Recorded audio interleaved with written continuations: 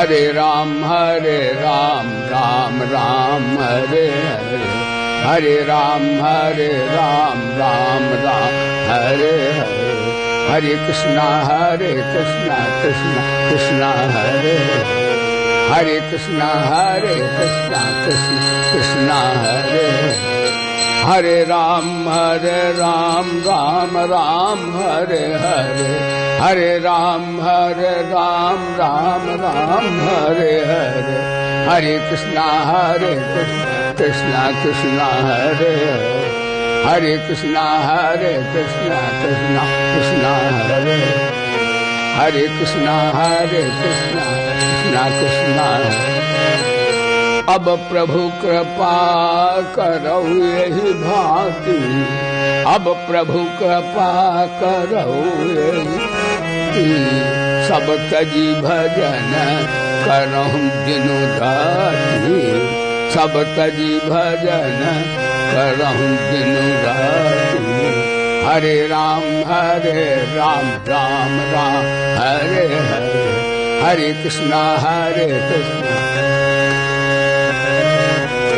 कृष्णा कृष्णा कृष्णा हरे, सुखी मीन जानी अगाधा, सुखी मीन जानी अगाधा, जिमि हरि शरणन एकहु बाधा, जिमि हरि शरणन एकहु बाधा, हरे राम राम संत विशुद्ध मिले पुनिते ही, संत विशुद्ध मिले पुनिते ही, चितमहि राम कृपा करि जेहि, चितमहि राम कृपा करि जेहि, राम कृपा तब दर्शन भयऊ, राम कृपा तब दर्शन भयऊ, सकल मोह संशय सब गयऊ, सकल मोह संशय सब। अब श्री राम कथा अति पावनी, अब श्री राम कथा अति पावनी, सदा सुनु दुख पुंज नसावनी, सदा दुख पुंज नसावनी, बड़े भाग पाय सतसंगा, बड़े भाग पाय सतसंगा, विनय प्रयास हो भव भंगा, विनय प्रयास हो भव भंगा, हरे राम राम हरे हरे, हरे कृष्णा कृष्णा कृष्णा हरे हरे।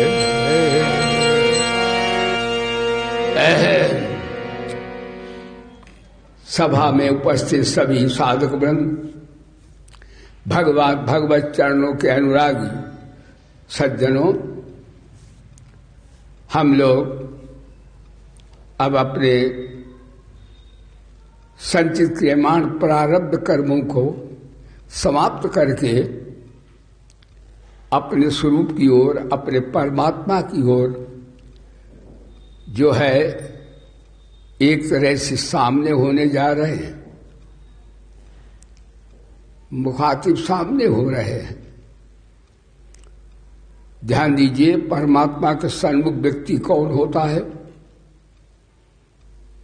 परमात्मा के सन्मुख व्यक्ति दो ही तरह के व्यक्ति हो सकते हैं। एक तो शरीर संसार को स्वप्नवत मानने वाले ज्ञान योगी, और एक शरीर संसार को भगवान का मानने वाले भक्त योगी। ये दो जो है परमात्मा के आत्मा के सन्मुख हो जाते हैं, यानी इनकी वृत्ति शरीर संसार से हटकर अपने स्वरूप या ईश्वर में लग जाती है। ये सत्संग है। दो ही बातें हैं, वफा की याद में आकर देख लो, या तो मेरे बनो या मुझको अपना बनाकर देख लो। देखने वालों ने देखा जो तेरी महफिल में है, खंजरे कातिल में क्या और क्या रगे बिस्मिल में है, जो है दीवाना तेरा तो खुद उसी के दिल में है। इसलिए तैयारी करो, सत्संग करो। संसार की कितनी शक्तियां प्राप्त हों, धन वैभव बल ऐश्वर्य प्राप्त हो, रिद्धियां सिद्धियां प्राप्त हो, स्वर्ग का राज्य भी मिले, तो भी सत्संग नहीं होगा। वो केवल एक पुण्य का प्रताप होगा। सत्संग ये बताता है कि पुण्य पाप दोनों से ऊपर उठ जाओ। पाप से तो हमारा अधोगति सबका होता ही है, निम्न योनियों में जाते हैं, लेकिन पुण्य करने से भी हम भोग योनि ऊपर जाते हैं।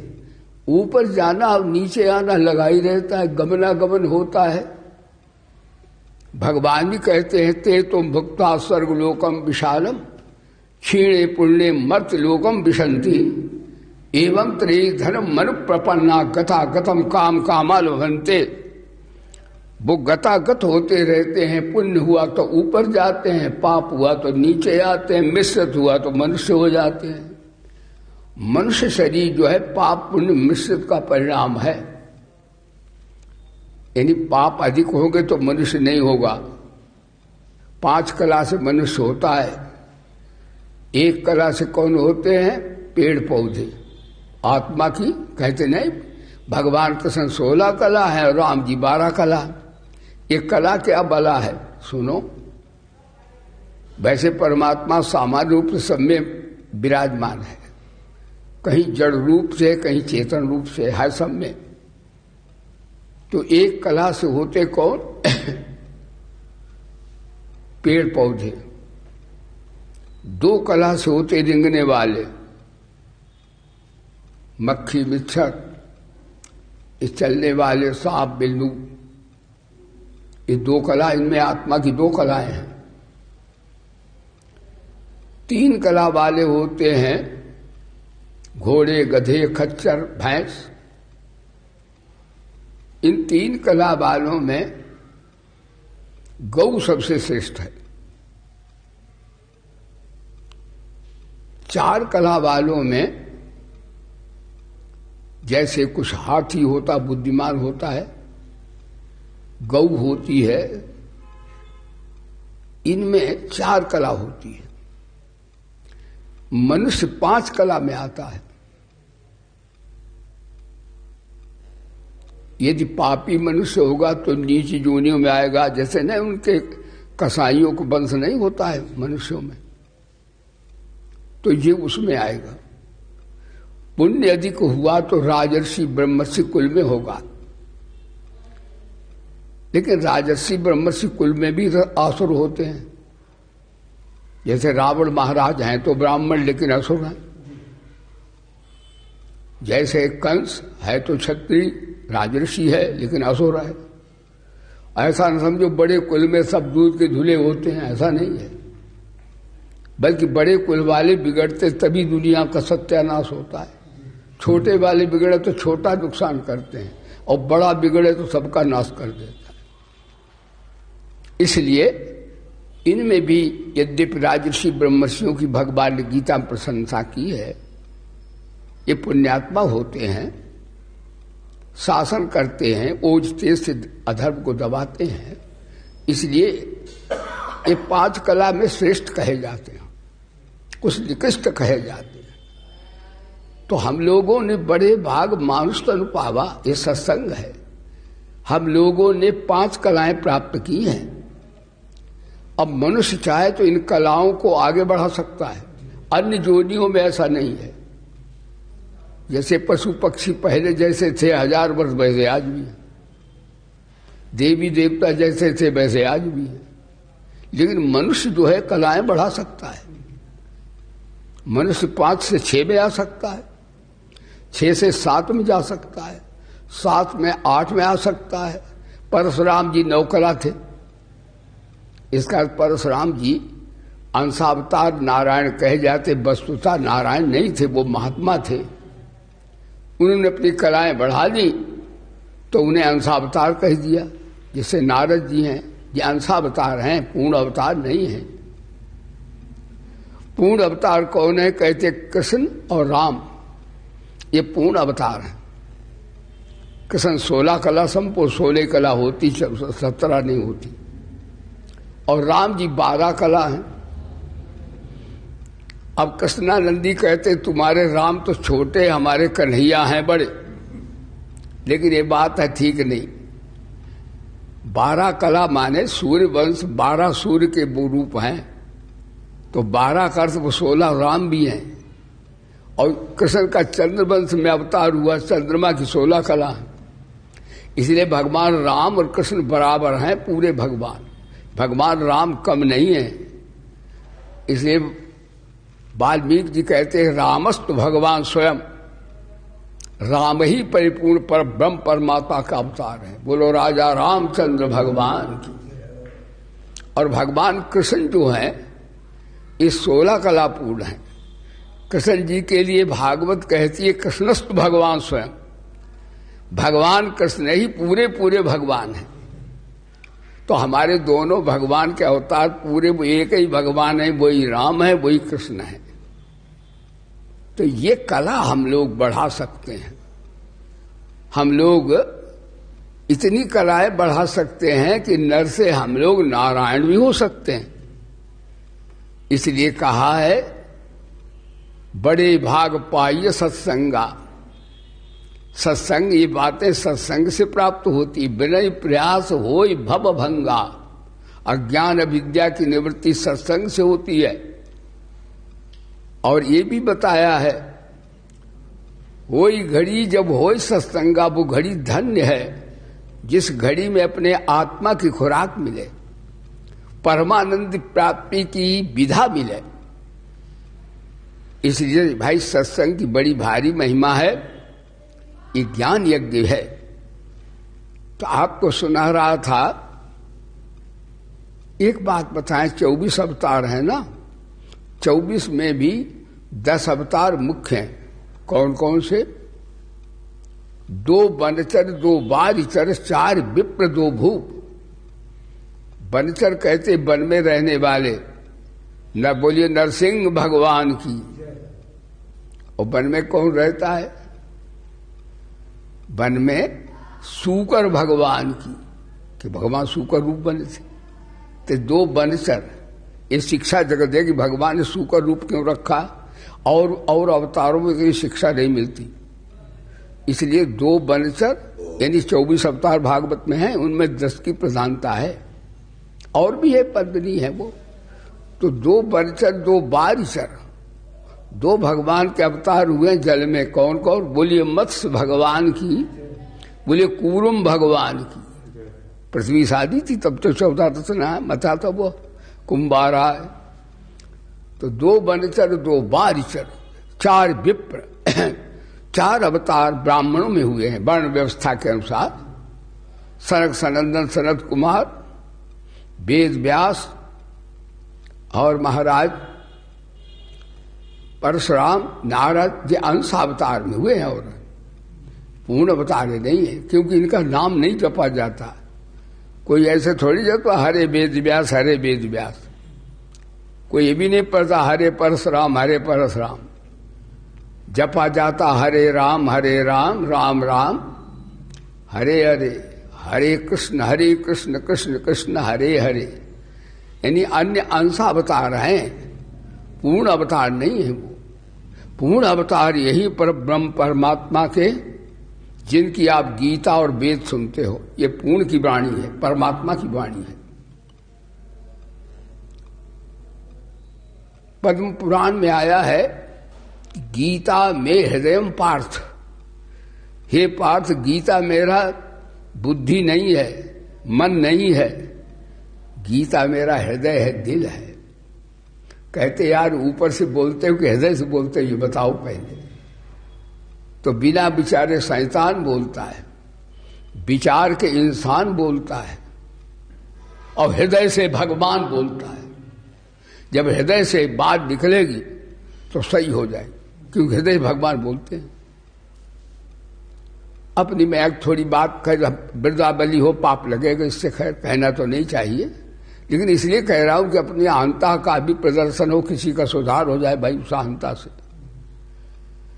अपनी ग्रैंड मदर थी दादी जी, वो अंधी हो गई थी, उनके पास कोई जाता नहीं था, वो बैठी रहती थी। और मेरा स्वभाव है कि मैं वृद्धों की सेवा करने में हमें सुख मिलता है, अच्छा लगता है। तो दादी को उनको दिखे नहीं तो उनके हम नेत्र धो दें, ऐसे पोंछ पाँच के धो दें मुंह उनका, और उन्हें स्नान करवा दें, कपड़े पहना के बिठा दें। तो दादी ने जो आज बात कही हृदय से, वो आज सही हो गई महाराज। मेरे से बिरुआ कहती, बिरुआ कहते बड़ी बड़ी जो बपड़ा ऐसा ही नाम रख लेती है, शुद्ध नाम, उनका ऐसा ही बोलना अच्छा लगता है। हाँ हाँ, माताएं बहनें जो है अपने लड़के बच्चों का एक प्राइवेट नाम रख लेती, बिरुआ बिरुआ। तो हम बिरुआ कहें तो हम भाई माता के पास आ जाएं, भैया आ गए, बड़ों की सेवा की चर्चा चल रही है। चत्वार तस् वर्धन्ते आयु विद्या शुभलम, ये मैं अपने जीवन घटना में ये न समझना महाराज अपनी प्रशंसा कर रहे हैं, लेकिन नहीं, सबको प्रेरणा मिल जाए इसलिए मैं बोल रहा हूं। तो दादी अंधी हो गई थी, भैया का तो अब जन्म नहीं हुआ था, तो वो अंधी हो गई तो उनका मुंह धो देता था और उनको नहलवा देता था, उनके पास कोई जाता नहीं था। हम उन्हें कपड़ा पहना दें, दादी को बिठा दें, उन्हें खुजली लगती थी उनके मतलब पीठ में, पीठ खुजला दें थोड़ी थोड़ी ऐसे ऐसे, तो वो कहें ओ बिरुआ बिरुआ, हमसे बिरुआ कहती थी। बिरुआ, हमारी आत्मा को शांति मिली तेरी सेवा से, तेरे आगे पीछे सैकड़ों व्यक्ति चलेंगे, सो वास्तव में हम जहां जाते रोते भैया जानते जो गए, चलते ही नहीं है, जब चलते तो उनके आंसू निकलते। देखो बड़े के हृदय से भगवान बोले कि नहीं, हम कौन बड़े, कोई बड़े भारी जोगी हैं, कोई बड़े भारी बलवान हैं कि धनवान हैं, हमारे पास जो वस्तुएं कही जाती विज्ञानानंद की, वो मेरी नहीं है, वो हरि नाम के प्रताप से भगवान की हैं। कोई ये ना समझे विज्ञानानंद के पास तो बड़ा भारी है, जो कुछ नहीं है हमारे पास, सूखी रोटी खाना बस इतना ही है। तो महाराज तेरे आगे पीछे चलेंगे, तेरी जयकार होगी, तो देख लो भैया, सामने देखिए आप, चाहे हम जहां जाते उस भूमि में भी जाए जहां जन्म हुआ, वहां भी लोग ऐसा ही कहते हैं। सब बात ने कहते घर का जोगी जोग ना आन गांव का सिद्ध। भैया ने अभी देखा वहां भागवत हुई तो बार वर्षा हुई, बड़ा उपद्रव था। मास्टर साहब आप नहीं थे, हमारे हरकेश भैया और हरिओम ये हमारे साथ, तो उन्होंने देखा कि वर्षा हुई, पत्थर पड़े, लेकिन जहां हमारा कैंप लगा था दूसरी जगह वर्षा हो, वहां वर्षा नहीं हुई। ऐसी भगवान की लीला हुई। तो कहने का तात्पर्य है कि बड़ों की सेवा करने से आपको चारों फल मिलेंगे। कौन कौन? आयु, यानी वो उसका लंबी आयु दीर्घ जीवी होगी, और विद्या का अर्थ ब्रह्म विद्या भी मिलेगी, हरि सेवक इन व्याप्य विद्या, और यश भी मिलेगा, लोग कहें वाह बहुत अच्छा है, और बल भी मिलेगा, निर्बल नहीं होगा। तो इस प्रकार से भाई ये अवतार की बात आपको सुनाई। 24 अवतारों में 2 अवतार ऐसे हैं कि भगवान कृष्ण ने वृद्धों की सेवा की। भगवान कृष्ण तो अर्जुन के घोड़ों की मालिश करते हैं। हमारे भगवान 7वें आसमान पर नहीं रहते हैं मुसलमान भाइयों जैसे। हमारे भगवान कहाँ रहते हैं? भक्त के चरणों में भी नहीं, भक्त के घोड़ों के चरणों की मालिश पर। कैसे हमारे भगवान? जूठी पत्तलें उठाते, चरण धोते, इसका अर्थ है सर्वसम्मत भगवान, जिनके भय से भयात त्यागी तपज भयात तपज सूर्या। वो भगवान इतने प्रेम में और भाव भक्ति में इतनी उनको भूख लगती है प्रेम की कि भगत के चौकीदार बन जाते हैं साहब। लेकिन फिर भी हमारे बंधनी बने रहते हैं। आज हमें शर्म लगती है कि हम जूठी पत्तल उठाएंगे तो लोग कहेंगे वाह ये तो बड़े बड़ी बात, महात्मा जूठी पत्तल उठा रहे हैं, अजय तो सबके चरण धो रहे हैं। और भगवान प्रणाम भी नहीं करवाते हैं। जितने ऋषि मुनि मिलते सबको प्रणाम करते हैं। मुनि कहा राम दंडवत कीना, आशीर्वाद विप्रवर दीना। कहाँ ये आचार्यगण, कहाँ सच्चिदानंद परिपूर्ण ब्रह्म परमात्मा, क्या प्रणाम कराना उनको अधिकार है क्या? बिल्कुल नहीं है। भगवान तो परम ब्रह्म परम धाम पवित्रम, हाँ ब्रह्मा के भी पिता हैं वो तो। लेकिन वो हमको शिक्षा देते हैं कि तुम नन्हे नीमे होके चलो, जितने विनम्र होगे, जितना ही तुम सेवक होगे, उतना ही तुम परमात्मा के पास होगे।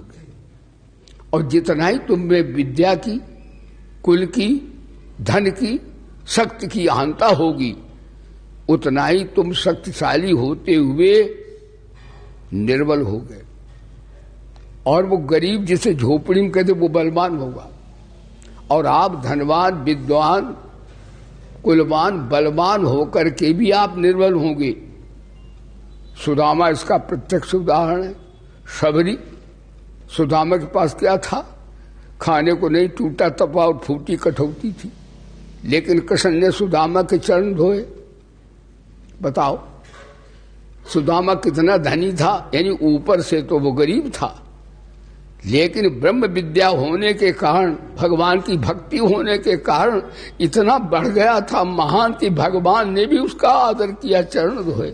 ने भगवान को कौन सी अविद्या है जो ब्राह्मणों के साधु के चरण धोए? वो मैंने हमको शिक्षा दे रहे हैं भगवान। बोलिए हमारे आनंद कंद गीता के भगवान की जय। भगवान का चरित्र जब सुनते हैं और भगवान की कथा सुनते हैं उनके गुणों का, तो उनकी करुणा वरुणा है कि करुणेश के आंखों से करुणा की धार बहती है, यानी आंखों से महाराज धारा बहने लगती है, आंखों से। हाँ जी, ईश्वर की ऐसी लीला है कि आंखें द्रवीभूत हो जाती हैं, बहने लगती हैं। तो इस प्रकार से चूंकि अब ध्यान योग का प्रसंग चल रहा है, क्रियात्मक ध्यान की साधना भगवान बता रहे हैं, और उसके अंतर्गत आपने श्रवण किया ज्ञान योग से भी और भक्ति योग से भी, कर्म योग से भी। ये तीनों साधनाएं कर्ण निरपेक्ष साधनाएं हैं, यानी भक्ति योग में, ज्ञान योग में और निष्काम कर्म योग में ज्यादा मन बुद्धि इंद्रियां लगाने की आवश्यकता नहीं है। इसे वेद वेदांत में, शास्त्र में, वेदों में, गीता में कर्ण निरपेक्ष साधन कहा है। कर्ण माने जिसमें मन बुद्धि न लगाए। इसमें आता नहीं, साथ बताते मास्टर पढ़ाते होंगे कौन कौन। इसमें कर्ता, कर्म, क्रिया, संप्रदान, अपादान, संबंध, अधिकरण ये नहीं लगते। यानी भगवान की यानी प्राप्ति में दो तरह की साधनाएं हैं। एक कर्ण निरपेक्ष साधना, तो भगवान की निष्काम कर्मयोग, ये भी निष्काम से सबकी सेवा करो। लोग इसमें क्या मन लगाने की जरूरत, क्या बुद्धि की लगाने की जरूरत है? संसार को बुरा मत कहो, क्या मन बुद्धि लगाने की जरूरत है? क्या जप करने की जरूरत है? क्या तप करने की वहां जरूरत है? यानी निष्काम कर्मयोग कर्ण निरपेक्ष साधना है। लेकिन सकाम कर्म में पंडित बताएंगे ऐसे बैठो, ऐसे मंत्र जपो, ऐसे अनुष्ठान करो, ऐसा आसन लगाओ, उसमें कर्ण सापेक्ष साधना है, वो ध्यान देना। और जो आप ध्यान योग अब सुन रहे हो ये भी कर्ण सापेक्ष है, निरपेक्ष नहीं है। यानी पातंजलि का भैया जो योग दर्शन है वो कर्ण सापेक्ष साधना है। यम, नियम, आसन, प्राणायाम, इसमें आसन भी है, प्राणायाम, बैठो ठीक, तो कर्ण सापेक्ष है। यानी शरीर को सीधे बैठो, मन बुद्धि चित्त को एकाग्र करो, फिर संसार का ध्यान छोड़कर ईश्वर में वृत्ति का तादात्म्य करो। ये जो है कर्ण सापेक्ष साधना है।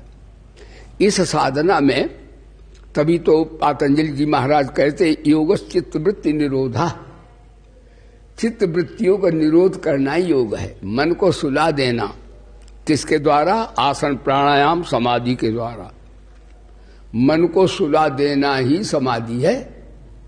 लेकिन समाधि से जब मन हटेगा तो फिर चलेगा। इसलिए वेदांत का ज्ञान और शरणागति प्रेम भगवान का, ये एक बार हो गया तो महाराज पागल, वो आंख मीचे मस्त रहेगा। ये उसमें कोई लगाने की मन बुद्धि ज्यादा जरूरत नहीं होती, इसमें है तो। लेकिन एक बात जरूर है, इस व्यक्ति कोई कीर्तन करता है, ध्यान करता है और कथा सुनता है, यद्यपि इसमें कर्ण सापेक्ष साधना ये भी है। कीर्तन जो है मुंह से होता है, जिसमें इंद्रियां लगे उसे कर्ण सापेक्ष साधना कहे, है तो साधना वो भी ईश्वर से मिलने वाली है, लेकिन उसमें देर से सिद्धि आएगी। और हो सकता अगर मन में वासना सकामता गिरी तो दुनियादारी की रिद्धि सिद्धि मिलेगी तो भगवत प्राप्ति नहीं हो पाएगी। इसलिए गीता जो है, यद्यपि पतंजलि का ही आ जा रहा है ध्यान योग का प्रसंग, गीता ध्यान योग पतंजलि के अष्ट योग का सम्मान तो करती है, लेकिन गीता ददाम बुद्धि योगम ज्ञान योग का और भक्ति शरणागति की महिमा को ज्यादा गाती है। उसको गौण रूप से माना है कि उसमें रिद्धियां सिद्धियां आती हैं, यानी मन से ध्यान होता, बुद्धि में समता होती, बोलो धर्म की। तो ध्यान पतंजलि योग में है, वो कर्ण सापेक्ष साधना है। और गीता में बुद्धि की समता पर जोर दिया, सारी गीता में ददाम बुद्धि योगम तम ज्ञान दीपेन भास्वता, और कहते योगक्षेमम वहाम्यहम्। हाँ, मेरी शरण आ जाता है उसका महाराज सब कुछ मैं करता हूं।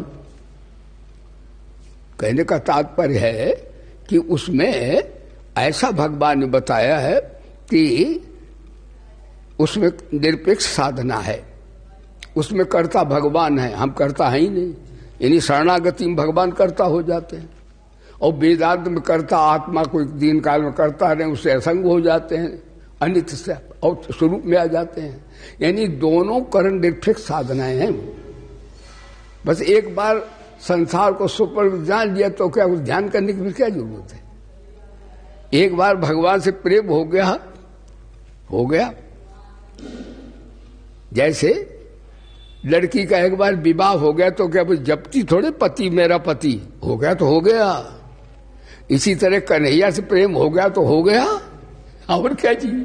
उसमें बार बार ध्यान करना ही नहीं, और फिर ध्यान उपाक उसका सदा बना रहता है। एक बात और बताएं, वेदांत के ज्ञान से भी ध्यान सदा रहेगा। पतंजलि वाला ध्यान जब तक समाधि लगाएंगे तब तक है वो, जब मन फुरेगा तो फिर संसार आ जाएगा। लेकिन इसमें संसार स्वप्नवत है, आएगा ही नहीं। और अगर भैया भक्ति से देखो ना, ये अनुभव की बात सुना रहे, जो कोई टीका की बात नहीं। यदि भक्त हैं आप भगवान के तो शरीर संसार भगवान का है तो भी ध्यान में नहीं जाएगा। जब शरीर संसार भगवान का है तो मैं मेरा अविद्या निवृत्त हो जाएगी। यानी ये दोनों कर्ण निरपेक्ष साधना है, इसमें ज्यादा मन बुद्धि लगाने की जरूरत नहीं है। हाँ, एक बात इसमें और बताते हैं, जैसे हम लोग कीर्तन करते हैं, इसका अर्थ निषेध नहीं कर रहे हैं, कर्ण सापेक्ष साधना प्राणायाम आसन कर्ण सापेक्ष साधना में आते हैं, लेकिन हम कीर्तन इसलिए करते हैं, अब इसलिए भगवान का पूजन करते हैं और भगवान की कथा इसलिए सुनते हैं, भगवान का राग रागिनी इसलिए गाते हैं कि हमारे भगवान इससे प्रसन्न होकर हमें शीघ्र मिलेंगे। तो भगवान से मिलने की अगर आशा तो भी ये कर्म निरपेक्ष हो जाए, फिर साधना ये सकामता में नहीं आएगी। यानी इसे साधना के द्वारा आप कर्ण निरपेक्ष भी कर सकते हैं। और अगर इसे करते भजन ध्यान या पूजन का अनुष्ठान करते हैं और इसमें ये इच्छा रहती है कि हमारी समाधि लग जाए, हमें रिद्धि सिद्धि मिल जाए, हमें स्वर्ग मिल जाए, हमें धन मिल जाए, हमें बच्चे मिल जाए, हमारी इज्जत हो जाए, हम विद्वान हो जाएं, हम बलवान हो जाएं, हम श्रीमान हो जाएं, तो कर्ण सापेक्ष हो जाएगी। यदि यही कीर्तन भजन और सब ये कर्ण सापेक्ष हो जाए, क्योंकि तुम लोग में वो परम लाभ को नहीं मांग रहे हो, वहां तुम्हारी मांग सांसारिक नाशवान पदार्थों पर है। देखो ये ज्ञान सब अनुभव की बातें हैं। तो इस प्रकार भगवान कर्ण सापेक्ष साधना बता रहे हैं। अब ध्यान योग का प्रसंग चलता है, लेकिन ध्यान योग से भी एक बात जरूर है कि अगर व्यक्ति इस प्रकार ध्यान करे तो ध्यान करते करते भी भगवान बोले भाई है तो कर्ण सापेक्ष साधना, लेकिन अगर इसमें ये बात हो कि हमें परम आनंद, परम सुख, परम ब्रह्म परमात्मा की प्राप्ति हो, तो ये ध्यान योग दर्शन की जो कर्ण सापेक्ष साधना है वो भी वही फल देगी। ये इसमें गीता में भगवान ने पतंजलि का निषेध नहीं किया है, लेकिन ये किया कि ये बहुत दिन रगड़ा लगाने पड़ेगा। प्राणायाम करो, सिद्धि करो, आसन लगाओ, फिर कहीं अगर वासना थोड़ी रही तो रिद्धि सिद्धि आएगी। नहीं, योग दर्शन में रिद्धि सिद्धि आती, जैसे नहीं भैया वो कहा आस्ते प्रतिष्ठाया, हाँ अहिंसा प्रतिष्ठा, तो इसमें मन को नियंत्रण करने से सिद्धियां आती हैं, और सिद्धियां अगर थोड़ी भी वासनाएं रही तो जन्म हो जाएगा। हाँ देखो ना,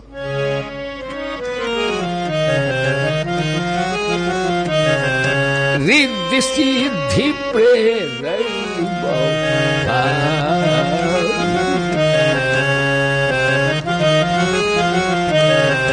रिद्धि सिद्धि प्रेरणा, बुद्धि लोभ दिखावे, होई बुद्धि जो परम, होई बुद्धि जो परम, तिना तना चितवना नहीं तजा। श्री राम जय राम, जय जय राम, बोलो श्री राम जय जय जय राम, श्री राम जय राम जय। वो रिद्धि सिद्धि स्वर्ग के भोग और प्रतिष्ठा हुई तो वो योग सिद्धि में लोग बता देते। हमारे एक राणा जी थे, उनसे कोई पूछता तो बताते तुम्हें बहुत धन मिलता था। वहां राणा जी आते थे, यहाँ आए थे, बीमार हो गए थे, तो उन्हें हम गीता सुनाते थे। तो सिद्धियों के हिसाब से तो हमसे बहुत बड़े वो थे, वे तो धन बता देते थे, हम तो चूहा नहीं बता पाएंगे। लेकिन राणा जी पैर छूते तो बड़ी श्रद्धा के साथ, और मैंने उन्हें ऊपर बिठाने की कोशिश की, बैठे नहीं। मेरे पास सिद्धि नहीं है, सिद्धि उनके पास थी, उनका बड़ा प्रताप है उधर, और महात्मा भी अच्छे थे। वो सिद्धियां ज्यादा दिखाते नहीं थे, तो बता देते थे कि वो योगी थे। उन्होंने उसका योग का सिद्धि की, बड़ा उनका देखो कितना भारी मंदिर, सब दुनिया भर वहां देखो भैंसिया पर महाराज, वहां कटीले जहां भूत भी नहीं जाए उस जगह उन्हें देखो क्या कर दिया। तो रिद्धि सिद्धि एक होती है कि इसमें वाहवाही ज्यादा होती है, और वाहवाही हुई तो थोड़ी भी अगर वासना हुई तो वेदांत का ज्ञान और भगवत प्राप्ति प्रेम उसमें बाधा पड़ जाएगी। इसलिए वो रिद्धि सिद्धि स्वर्ग तक ले जाती है, तमाम दुनिया के भोग भी इकट्ठे होते हैं। तो भाई बड़ा ही धीर वीर गंभीर हो तो योग सिद्धि से जा भी सकता है। भगवान माना है कि मूर्धा को तोड़ करके तत्तप प्रयाता गच्छन्ति, उस मार्ग से भी जा सकता है, परंतु इतनी उत्कृष्ट उसके अंदर वैराग्य हो, नहीं तो वो महाराज नीचे गिराएगी। तो मन को सुला देते हैं हम नियम आसन प्राणायाम से, धार समाधि से, और जब समाधि से हटते हैं तो चित्ते चरित संसारो, फिर संसार आ जाता है। परंतु भगवान की भक्ति से, वेदांत के ज्ञान से संसार नाम की सत्ता ही गायब हो जाती है। ध्यान देना कि अगर तुम स्वप्नवत मानते हो तो भी संसार नहीं है, यानी वेदांती संसार को स्वप्नवत मानते हैं, और भगवान के भक्त भगवत स्वरूप मानते हैं, यह मानते हैं कि भगवान का है, हमारा है ही नहीं। तो वो दुनियादारी के कार्य करते हुए भगवान में रहते हैं, वो भी कर्ण निरपेक्ष हो गई। ये दो साधन कर्ण निरपेक्ष हैं, यानी भगवान की शरणागति और वेदांत का ज्ञान विचार और पुकार से कहते। विचार माने ज्ञान और पुकार माने शरणागति भक्ति। ये दो साधन जो है इनमें आंख मीचने की जरूरत नहीं है। प्राणायाम इतना कर लो कि शरीर ठीक रहे, आसन प्राणायाम इनको भी करना चाहिए, लेकिन ज्यादा सिद्धि विद्धि के चक्कर का नहीं है। लेकिन यहां भगवान पातंजलि की बात कर रहे हैं आज, और कहते हैं महाराज ज्ञान भक्ति करण निरपेक्ष साधन है, तो पातंजल योग से भी अगर कर्ता के अंदर आत्म कल्याण की भावना है तो वो भी करण निरपेक्ष साधन हो जाता है। ये बात आज भगवान बता रहे हैं और कहते हैं कैसे ध्यान करना चाहिए। तो भगवान बोले सुहृद मित्रा उदासीन मध्यस्थ देश बंधुसु साधुत पापेषु समुद्र विशिष्यते। भगवान बोले सुहृद मित्र बैरी यानी आत्मत्व, भगवत्व, अविद्यात्व, मायात्व, संसार के जो संबंध उससे किसी तरह से समता आ जाए तो भगवान बोले आप सिद्ध हो गए। क्योंकि गीता में भगवान ने समता का बहुत आदर किया है। यदि आप जब तक कोई साधना ध्यान करते हैं अभी समता नहीं आई तो आप सिद्ध पुरुष नहीं हैं, और समता आ गई तो न ध्यान की आवश्यकता है, न कोई जप की, न तप की, न कोई क्रिया की आवश्यकता। आप साक्षात नारायण हैं। समता वाले व्यक्ति के पास आप बैठो, वो प्रवचन करे चाहे न करे, शांति मिलेगी। उसके मतलब किरणें निकलती हैं। फिर जैसे हम लोग चिंतन विचार जैसा करते हैं तो एक्शन का रिएक्शन होता है। तो उनकी बुद्धि रितंभरा प्रज्ञा वाली है। यानी इसलिए भगवान योग है, मन की सिद्धि योग दर्शन से बुद्धि को ज्यादा महत्व। बुद्धि में समता रहती है और मन में ध्यान रहता। बोले धर्म की मन में ध्यान मन से होता है, बुद्धि से नहीं होता है, और बुद्धि से समता आती है। तो गीता बुद्धि से जो करण निरपेक्ष साधना है उस पर जोर ज्यादा देती है। पतंजलि योग का निषेध नहीं करती है। पतंजलि योग का ये श्लोक आ रहा आगे वाला, तो भगवान बोले तुम साधु हो और तुम्हारे पास कोई कलमश नहीं है, तुम्हारे अंदर बुद्धि की समता आ जाएगी, यानी व्यवहार में समता, और वर्ण व्यवस्था में विद्या विनय संपन्न ब्राह्मणी इनमें समता, दुश्मन में और मित्र में समता, साधु पुण्यात्मा पापात्मा में समता। समता सब में आ जाए। आप अपना देखें भैया साधक कि हम मेरी समता अभी आई कि नहीं।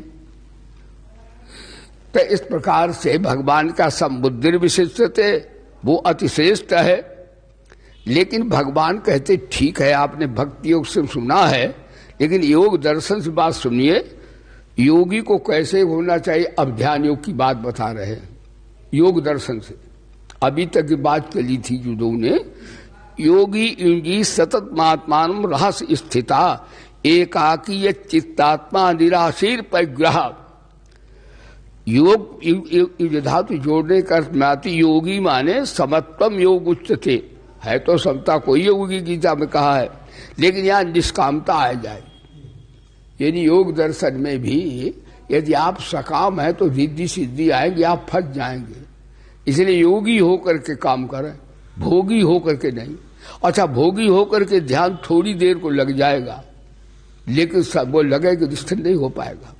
इसलिए भगवान योगी इंजीत क्या कहते हैं श्रीमान जी, मन और इंद्रियों को शरीर को बस में रखने वाला आशा रहित, हाँ आशा रहित संग्रहित योगी अकेला ही एकांत स्थान में स्थित होकर आत्मा को निरंतर परमात्मा में लगावे। ये मन इंद्रियों को संयत करके, यानी मन को ये नहीं कि रसगुल्ला के लिए बन घूमे, रसगुल्ला के लिए मन करे तो इसे थोड़ा कभी कड़वा नीम पिला दे। मन को संयत करना पड़ेगा। अगर मन के अनुसार चलेंगे तो योग में ध्यान नहीं लगेगा। इंद्रियों के जो 5 विषय हैं उनसे, उन आकर्षणों से भी मन को थोड़ा उपराम करना पड़ेगा।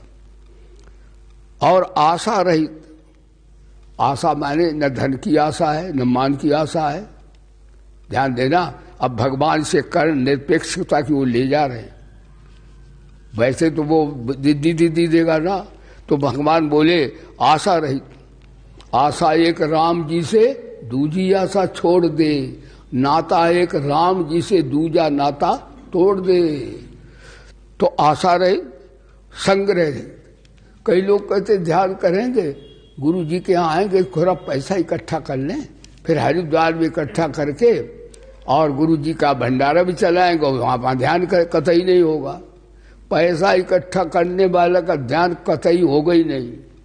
उसे नोटों का ध्यान रहेगा, 1 करोड़ रुपया है, कहीं कोई निकाल ले, कहीं ले न जाए, या बैंक में होगा तो ध्यान करने बैठेगा, हाँ ब्याज मिलेगा, हाँ खाने को मिलेगा। तो आशा संग्रह रहित, बहुत संग्रह करने की जरूरत नहीं। हाँ इतना बात अवश्य है कि अगर साधक है तो उसको इतना करना चाहेगा कि अपनी झोपड़ी बनाना पड़ेगी, करना तो पड़ेगा, लेकिन बहुत ज्यादा लंबा नहीं करे, बहुत पसारा मत करे, कर थोड़े की आस, बहुत पधारा जिन किया वो तो गए उदास। वो दुनिया से सिकंदर जब गया, दुनिया से दोनों हाथ खाली थे, क्या ले गया था। इसलिए संग्रह रहित, ज्यादा संग्रह पर गए नहीं है। कई लोग कहते हैं ध्यान करेंगे, लेकिन एक चेला होना चाहिए, उससे कहें भोजन बना दे, उससे कहें सामान ले आ, उससे कहें आसन लगा दे, तो तुम ध्यान करोगे क्या? वो चेला आएगा नहीं, तुम ध्यान कैसे कर पाओगे? भला बताओ। इसलिए संग्रह रहित, परिग्रह रहित और संबंध रहित, अपने आप सब काम कीजिए। हाँ एक बात है, अगर कोई शिष्य सेवा करता हो तो भी निष्काम भाव से रहिए, जरूरी करो। अब कई लोग हमको करने नहीं देते, भैया गुरु जी ने ये, अरे हम तो भैया 4 बजे उठ के होटल में कुटी काटते थे, आप जानते हैं मशीनें थी नहीं तब। तो कहने का तात्पर्य है ध्यान ऐसे लगेगा, ध्यान झुकाओ, तुम संग्रह करो या तुम्हें सेवक रहे, तुम्हारे मन की चले तो ध्यान यान कहीं नहीं होगा, ये आपको भ्रांति है।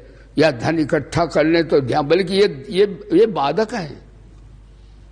यानी जब सेवक डूब जाता है वो तो विलासी हो जाएगा, हाँ बल्कि धन भी ज्यादा बाधक है ध्यान में। इसलिए संग्रह रहित, परिग्रह रहित। अब देखो बैठो, स्थिर मासनमात्मना, स्थिर होकर बैठो सीधा, समम काय सिरो ग्रीवम, आगे भगवान कहेंगे। यानी काय जो है इनको सीधा करो, क्योंकि सीधे बैठोगे तो नींद नहीं आएगी। और क्या करना है, ध्यान योगी को अग्नि और जल रख लो, फिर भी अगर आता है तो ऐसे मारो। आंखों में छींटा मारने से खुमारी दूर हो जाती है, इसीलिए ध्यान योगी को जल भी रखना चाहिए ताकि नींद आने की संभावना है। तो भगवान बोले स्थिर मासनमात्मनः नाते चितम नाथ नीतम चैलाज, यहां समता ले आए। इन्हें समता बड़ी प्यारी है। कहते आसन भी समता में रखो, न ऊंचा हो न नीचा हो।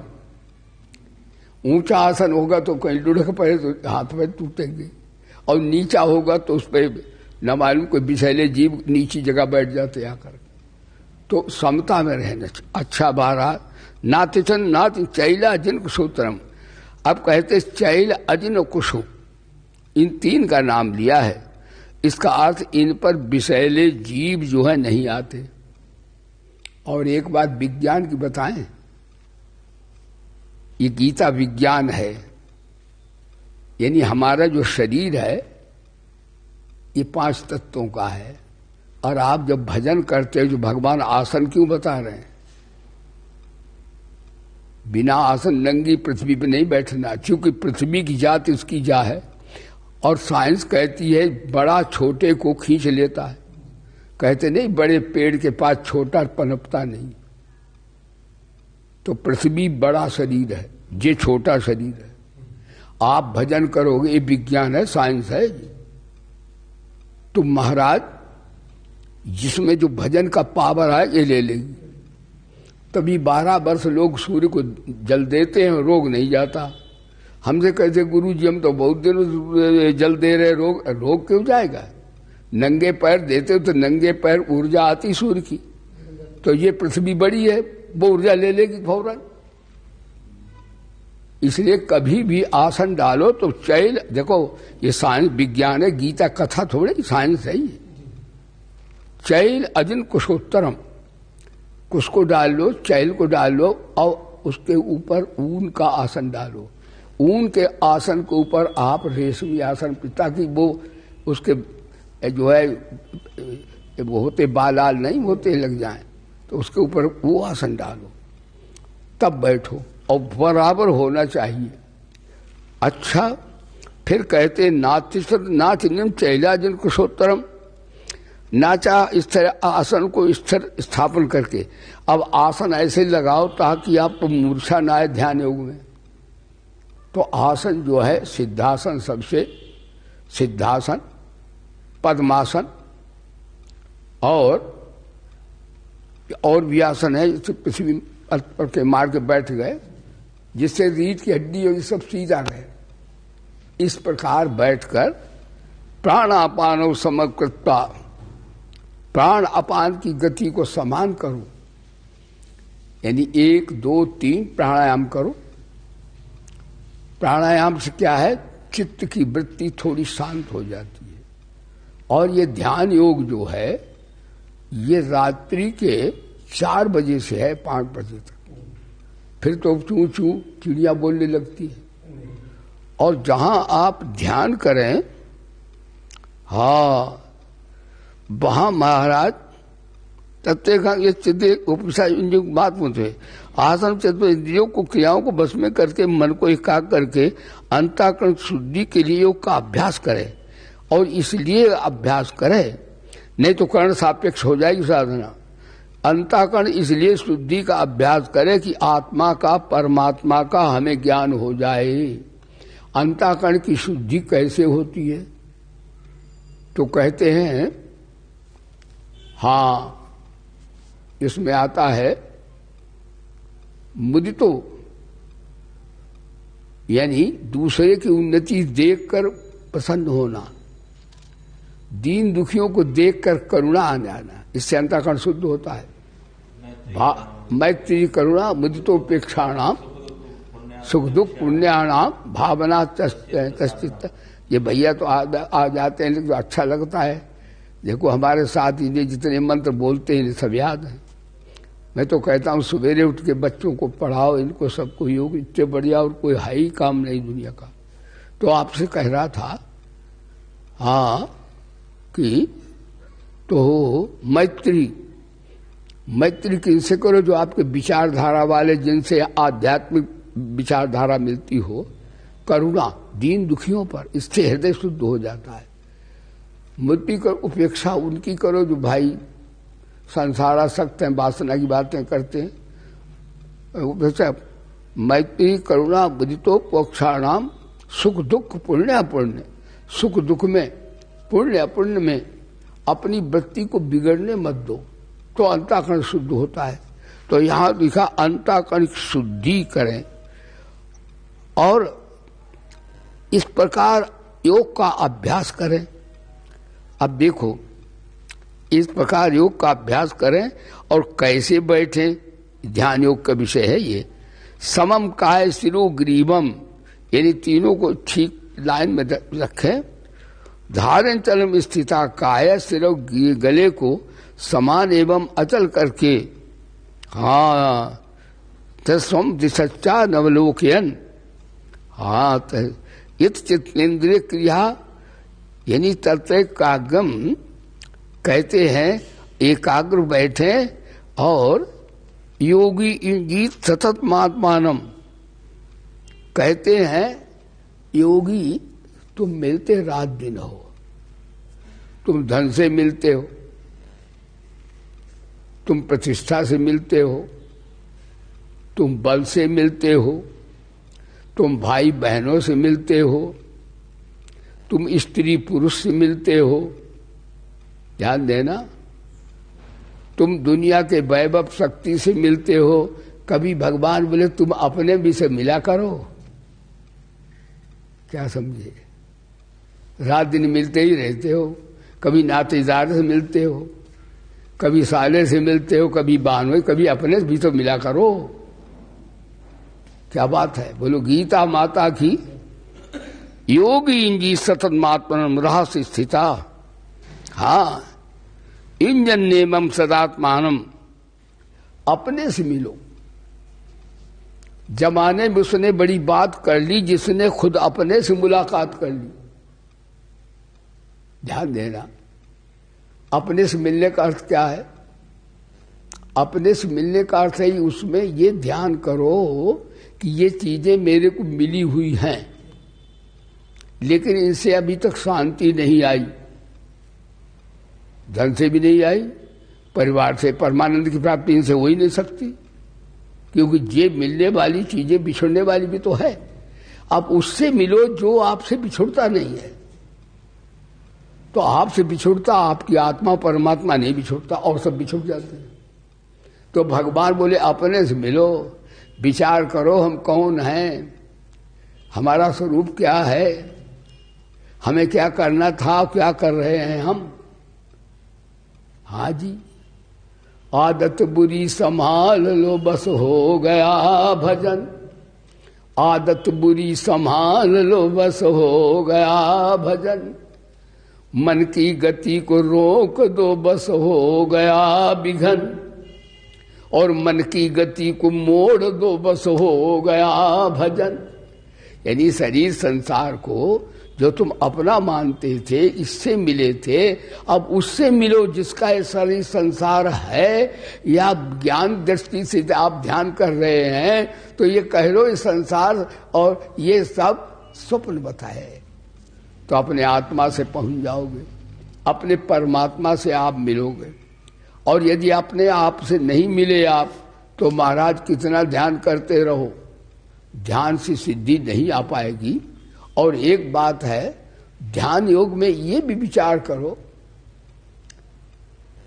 यदि भक्त हो तो उसमें विचार कर सकते हो, वेदांती तो उससे ज्ञान विचार समाधि से कर सकते हो, वो तो जैसे अंतःकरण हो वैसा कर सकते हैं, इसमें कोई संदेह नहीं है। तो महाराज संप्रेषि नासिकाग्रम स्वम दिशा नवलोकन, और यहां पर दृष्टि को केंद्रित करो नासिका के अग्रभाग पर, और इधर उधर वृत्ति न जाकर के दिशाओं को न देखता हुआ ब्रह्मचर्य में स्थित भय रहित तथा भली भांति शांत अंतःकरण वाला सावधान योगी मन को रोक कर मुझ में चित्त वाला और मेरे परायण होकर स्थित हो जाए। यानी मन में जो ध्यान करने बैठे तो कहे अब हमको ना धन का, न परिवार का, न शरीर का, किसी का ध्यान नहीं करना है। इस जीवन में हमें अपना कल्याण करना है। बहुत जन्म हो चुके हैं, तमाम बाल बच्चे पैदा कर चुके हैं। हाँ, हमारे आपके सबके हुए कि एक ही जन्म थोड़े हुआ है। अब इस जन्म में हम केवल अपना कल्याण उद्धार करेंगे। हमारा उद्देश्य केवल परमात्मा की प्राप्ति है, परम लाभ की प्राप्ति है। अब हम रिद्धि सिद्धि भी नहीं चाहते, हम माँ बाप वाहवाही भी नहीं चाहते हैं। और धन संपत्ति है तो छोटी चीजें, उसके बाद आदि मान सम्मान बड़ी चीजें हैं। कहते अधमा धन मिक्षंती धनम मानम च मध्यमा उत्तमा मान मिक्षंती, मानव ही महत्व धर्म। मान से भी तो अहंकार बढ़ता है। एक हनुमान जी की कथा आपको सुना है। हनुमान जी, भगवान श्री राम हनुमान जी की प्रशंसा की। हनुमान जी, तुमने हमारे प्राणों की रक्षा की। हनुमान, तुम्हारे हम उपकार का बदला नहीं दे सकते, हम ऋणी हैं, आपके ऋणी होकर के जाएंगे। हनुमान जी को देखो अहंकार, क्या भगवान ने कहा? भगवान तो कहेंगे, जब हुआ वैसा ही भगवान बोलेंगे। भगवान बोले तुमने सीता के प्राणों की रक्षा की, वो मरने जा रही तो तुमने मुद्रिका डाल दी थी। और तुमने हमारे भरत भैया लक्ष्मण को जब मारा था, वो वही मरने जा रहा था, तुम लंका में जाकर रावण के वैद्य को लाकर के तुमने लक्ष्मण के प्राण बचाए। लक्ष्मण जी भाई, और हमारे जब रावण युद्ध हुआ था तो उनकी मिलिट्री, सुग्रीव राजा थे, तो रावण ने ऐसा अस्त्र मारा था कि पानी सब सूख गया था। कोई अगले बार छोड़ दिया, रावण वैज्ञानिक था। तो हनुमान ने पाताल से गंगा फोड़ के निकाला पानी, उन्हें प्रभावती गंगा कहते, बोलो धर्म की। तो तुमने मिलिट्री की रक्षा की, तुमने हमारे भाई लक्ष्मण की रक्षा की, मेरी प्यारी सीता की रक्षा की और वानरों की रक्षा की। ध्यान देना। और सुग्रीव को ठाकुर से मिलाकर के राजा साहब, सुग्रीव राजा था, उसकी रक्षा की। और भरत की रक्षा की। भरत जी ने देखा कि भगवान नहीं आ रहे, तो भरत जी अग्नि लगा के भस्म होने जा रहे थे।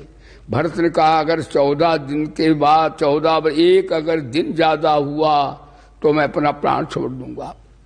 तो हनुमान जी विप्र रूप धरे आकाश से आ गए और कहा भैया भरत, ठाकुर जी आ रहे हैं, आप ऐसा न कीजिए। तो देखो भरत की रक्षा की।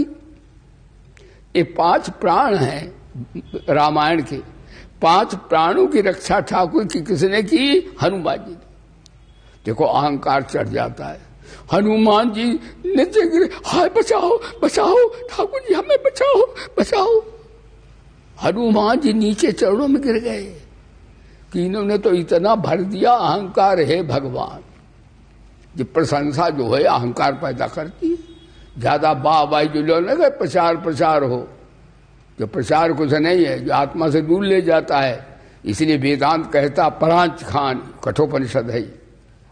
देखो ये आकर्षण ध्यान नहीं होने देंगे। कौन से? आज का प्रवचन। एक तो धन का आकर्षण है, दूसरे स्त्री पुरुष का आकर्षण है, तीसरे मान सम्मान का आकर्षण है। अगर ये आकर्षण तीव्र हैं तो उधर ध्यान नहीं हो पाएगा। इसलिए भगवान बोले समता में वृत्ति लाखो, ध्यान दे।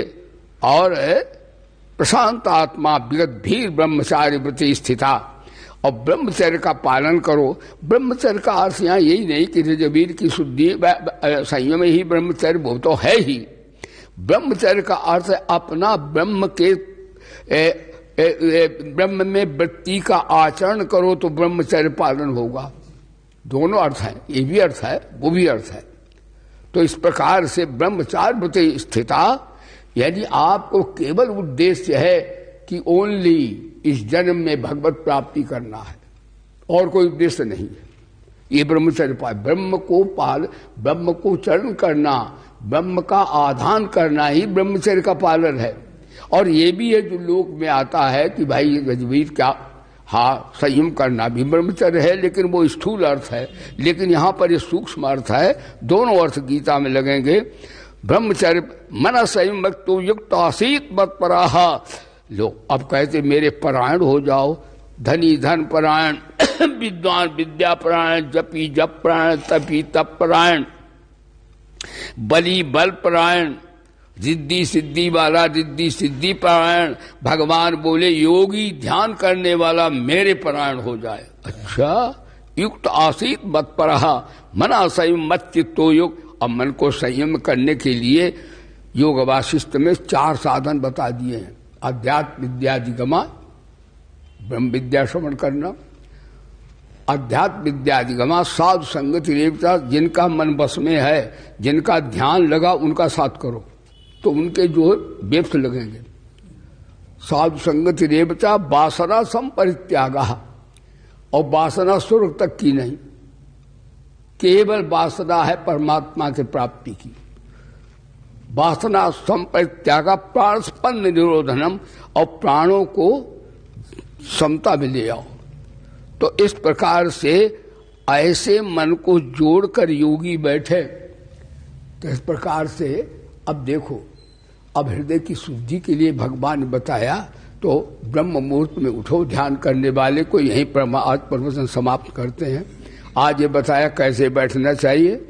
और एक बात, जहाँ ध्यान करें वहाँ गऊ के गोबर से लीपना चाहिए, पृथ्वी की शुद्धि चाहिए। अब आजकल सीमेंट है तो चलो धो देना चाहिए। और जिसमें आप ध्यान करें उस पक्ष में कोई होना आवे जावे नहीं, उसके जन्म समा जानते उसकी बेब समा होंगे। तो अपना एकांत में हो। और कई लोग कहते गुरु जी ध्यान करते, कई फोटो लगा लेते, कई फोटो नहीं होना चाहिए। एक फोटो रखना चाहिए एकाग्रता के लिए। जाने राम की लगाई दी, फिर कृष्ण की लगाई। कई लोग तो ये कहते गुरु जी हम शंकरों की माला जप लेते हैं और रामों की जप लेते हैं और कृष्णों की जप लेते। ये नहीं है। अपना कीर्तन भजन करो, सब कुछ करो, लेकिन जब ध्यान करो तो एक इष्ट देव की ही केंद्रता की बुद्धि, यानी हमारा मन एकाग्र होना चाहिए उस समय। बहुत सी फोटो वो बहुत जगह होगी तो उसमें कोई नहीं जाए जहां ध्यान करे। अगर कोई जाता है तो उसके उसमें ध्यान पे वो आएंगे, उसके वो किरणें होती वहां पर। ये बड़ा विज्ञान है, साइंस है ये। तो इस प्रकार सफाई करो और ब्रह्म मुहूर्त में उठो। ब्राह्मे मुहूर्ते बुद्धेत। ध्यान 8 बजे नहीं लगेगा। ध्यान का समय 3 बजे से 5 बजे तक है, बोले धर्म की। 5 बजे के बाद चिड़िया चू चू पू पू करेगी। यानी 3 बजे नहाना नहीं चाहिए। ध्यान योगी के लिए 3 बजे से है। मैं प्राय बोलता हूं 3 बजे जागे योगी, 4 बजे जागे महात्मा, 5 बजे जागे भगत, बाद बाकी सब ठगत। बोलो सच्चिदानंद भगवान। इसलिए ब्राह्मे मुहूर्ते बुद्धि, मनु जी धर्मशास्त्र में कहते हैं बुद्धिमान पुरुष को ब्रह्म मुहूर्त में उठ करके विचार करना चाहिए। ध्यान करने वाले को, ध्यान का विषय है ये। काय क्लेश तन्मूल, मेरे शरीर में रोग क्यों आते हैं, उनका कारण क्या है? जो हमारी साधना में रोग जो है व्यवधान करते हैं। काया में क्लेश क्यों है? किसी को ब्लड प्रेशर लाई, कई लोग, किसी को है। कई लोग गुरु, तो उनका गुरु भी आजकल ऐसे ही आते कि आओ तो मैं 2 मिनट ध्यान लगा देंगे। गुरु नहीं, ये भैया निंदा नहीं है, ये भ्रांति, उसको साधना नहीं सिखाते। 2 मिनट में ध्यान लगता है क्या? ये अपना देखो, अपना भ्रांति में दूसरे को भ्रांति में जाएगी। गीता ऐसा अगर 2 मिनट में लगता है तो भगवान बोले 2 मिनट में लग जाएगा बस। लेकिन नहीं, क्रिम साधना में ब्रह्म मुहूर्त में उठो और साधक को विचार करना चाहिए। काया क्लेश तन्मान, काया में रोग व्याधि सुख दुख दुख क्यों आते हैं और इनके नाश कैसे होगा, इस पर ध्याता को विचार ध्यान करने वाले करना चाहिए। कहे क्लेश तन्मूलम, उसका मूल क्या है? ब्राह्मे मुहूर्ते बुद्धेता धर्मार्थ उचारु चिंतित। धर्म पर हमारा कर्तव्य क्या है और अर्थ जो हम खा रहे हैं, क्या 2 नंबर की कमाई तो नहीं, ध्यान नहीं लगेगा। ऐसा नहीं आप इधर उधर खाते लूटते रहो, ध्यान कर लेंगे। राम राम राम कैसे ध्यान लगेगा? वो 2 नंबर वाला काला आएगा, ध्यान भूत प्रेत का आएगा। एक जगह की एक बात सुनाए। एक जगह लंदन की बात है, भाई मैं लंदन जाता हूं तो बताते वहां गिरजाघर में लोग इकट्ठे हुए तो वहां आवाज आई कि यहां पर तो आज बकरे का मीट बनना चाहिए। तो वहां जो पादरी बैठे थे उन्होंने कहा यहाँ जो गुरुद्वारा ये बना है गिरजाघर, क्या यहाँ बकरे कटते तो नहीं रहे?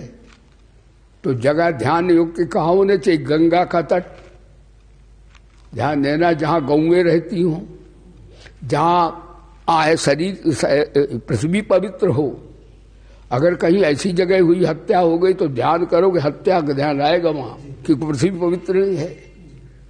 हाँ, इसे सुचो देश दोनों पवित्रता है। देश भी पवित्र हो, आसन भी पवित्र हो और समता में वृत्ति भी तक करके रखो, ना ऊंचा ना नीचा हो। और इसमें से सुचो देशे का अर्थ है इस पर खटमल या बिच्छू सांप नहीं आते। कभी आप डाल के देखिए। अच्छा, तो भैया इस बार से ये बताया, तो वहां पर बताया कि यहाँ पर कोई ऐसी हत्या तो नहीं हुई। नहीं तो हमारे ये गिरजाघर में ये वृत्ति कहाँ से बनी हम लोगों की कि आज बकरे का मांस मिलना चाहिए? बहुत तो लोग खाते हैं ना ईसाई लोग। तो कहने का तात्पर्य पृथ्वी पवित्र होते कैसे हो, ध्यान की प्रक्रिया सिद्धि कैसे आएगी, ये आज कैसे, ये आपको कल बताएंगे। ध्यान योग के संदर्भ में ये क्रियात्मक शिक्षा आपने ध्यान योग के विषय में, आसन कैसे हो, व्यक्ति का कैसे हो, ब्रह्मचर्य का आध्यात्मिक अर्थ और भौतिक अर्थ कैसे है, और ये संसार की संपत्तियां वस्तुएं कितनी इकट्ठी हों, भाई ज्यादा ना हो, इतना हो जिसमें एक सेम उसका चलता रहे। तो ध्यान जो है ध्याता का, फिर उसका उद्देश्य केवल ओनली रास परायणा, केवल भगवत प्राप्ति का उद्देश्य ही हो तो ध्यान अवश्य लग जाएगा, फिर उसका ध्यान हटेगा नहीं और उसकी प्रक्रिया साधना की अन्य चलेगी। ये आज समयाभावेन हम यही समाप्त करते हैं। उस विषय की चर्चा कल होगी। मेरे साथ जोर से जयकारा लगाई। बोली वेद भगवान की, श्री गायत्री माता की, श्री गीता माता की, श्री भारत माता की, गंगा माता की, श्री भोले बाबा की, श्री पवन सुत हनुमान की, श्री गुरुदेव भगवान की, धर्म की, अधर्म का प्राणियों में, अरे विश्व का, हर हर महादेव। सर्वे भवन्तु सुखिना, सर्वे सन्तु निरामया, सर्वे भद्राणि पश्यन्तु, मा कश्चित् दुःख भाग् भवेत्। ओम शांति शांति। भगवान की जय।